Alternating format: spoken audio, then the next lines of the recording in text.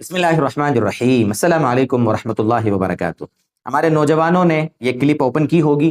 اس لیے کہ ان کے ساتھ یہ چیز زیادہ ہو جاتی ہے، یا ویسے ہی نوجوان نہیں ہے لیکن ادھیڑ عمر کا بھی ہے تو اس کو بھی ایسا ہو سکتا ہے کہ روزہ رکھا ہوا تھا، سویا ہوا تھا، دن میں 10 بجے 11 بجے سو کر اٹھا اور احتلام تھا اس کو، یا یہ کہہ لے کہ ظہر کے بعد سویا، عصر سے پہلے اٹھا اور اس کو احتلام ہو گیا۔ تو روزے کی حالت میں احتلام ہو جانے سے، روزے کی حالت میں احتلام ہو جانے سے، اس کو نائٹ فال کہتے ہیں، حالانکہ یہاں تو ڈے فال ہو رہا ہے بہرحال، تو اس طریقے سے یہ احتلام ہونے سے ہے نا، نیند کی حالت میں منی خارج ہونے سے، بہت سے لوگوں کو یہ بھی سمجھ میں نہیں آتا، اس لیے کھل کے سمجھا رہا ہوں، اگر نیند کی حالت میں ہم تھے اور ڈسچارج ہو گئے تو ایسی صورت میں ہمارا روزہ نہیں ٹوٹے گا،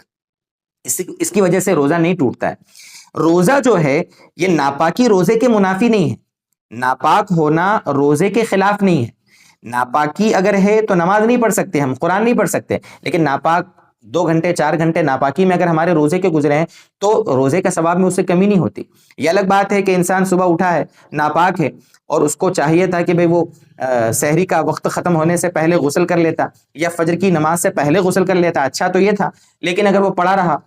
10 بجے 11 بجے اٹھ کے ایسے ہی پڑا تھا اور پھر اٹھ کر کیا کر رہا ہے، غسل کر رہا ہے، تو اس کے جو 6 گھنٹے 5 گھنٹے جو گزرے ہیں ناپاکی میں گزرے ہیں نا، لیکن اس کی وجہ سے روزہ صحیح ہوگا، روزے میں کوئی ٹینشن نہیں ہے، لیکن جو اس نے فجر چھوڑی ہے، ناپاک اتنی دیر تک رہا ہے، اس کو گناہ ہوگا، وہ الگ میٹر ہے۔ کہنے کا مطلب یہ ہے کہ ناپاک ہونا یہ روزے کے منافی اور روزے کے مغائر اور روزے کی ٹکر میں نہیں ہے،